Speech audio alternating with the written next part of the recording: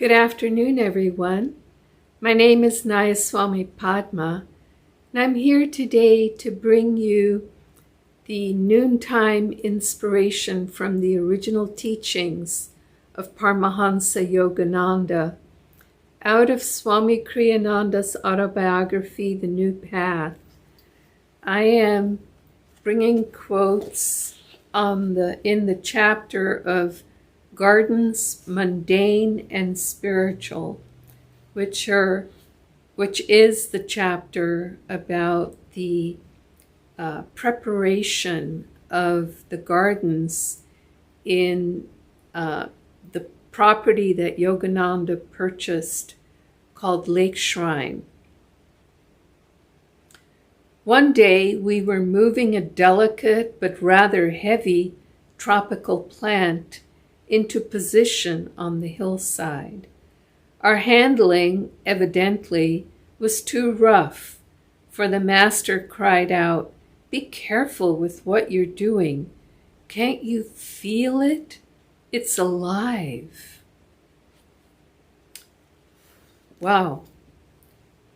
He is calling them to consider the living feelings of the plant that they were moving, the heavy plant that they were carrying. And this is such an important lesson for us spiritually, to understand that all living things have, well, everything that you and I have: feelings, pain, suffering. As long as we're in duality, this is the reality. The duality meaning all the positive and negative conflicting currents of energy that exist in this plane of existence that we find ourselves on. And so being sensitive to the reality of other people, animals, plants, rocks even.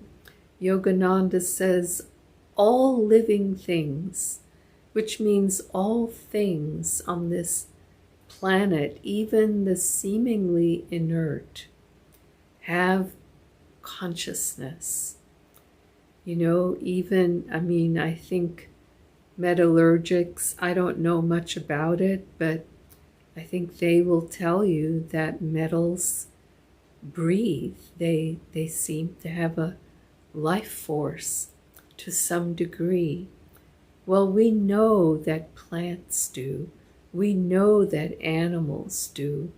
This has been proven scientifically, even if we aren't advanced physicists or scientists of other sorts about the other materials that exist on our planet.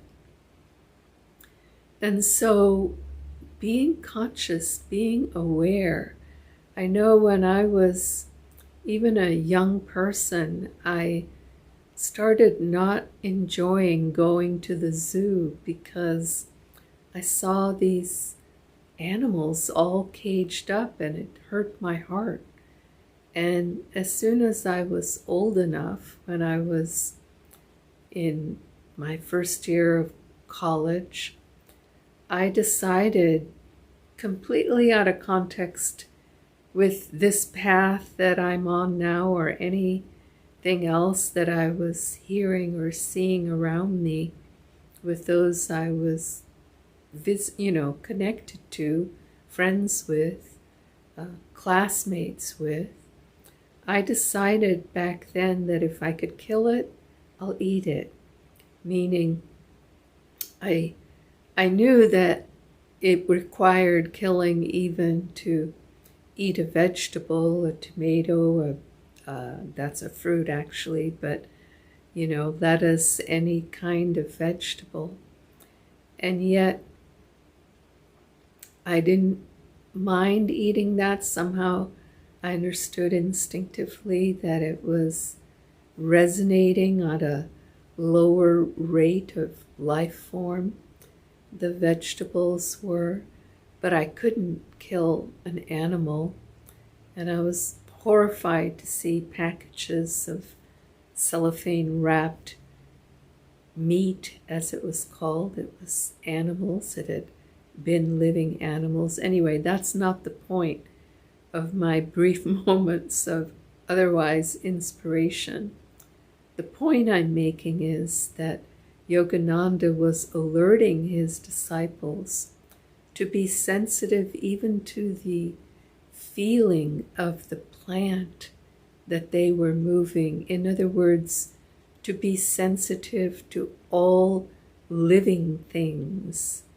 And that just means to handle with care.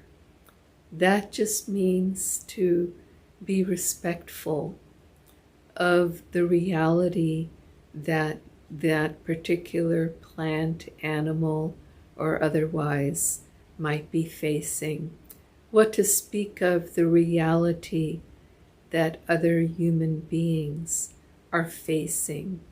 We're moving, thankfully, towards a higher age where we'll become more and more aware of the realities of others and the respectful of the realities of others, considerate of the realities of others. That is bound to come, and I live in that prayer and that hope that we can all experience it right now.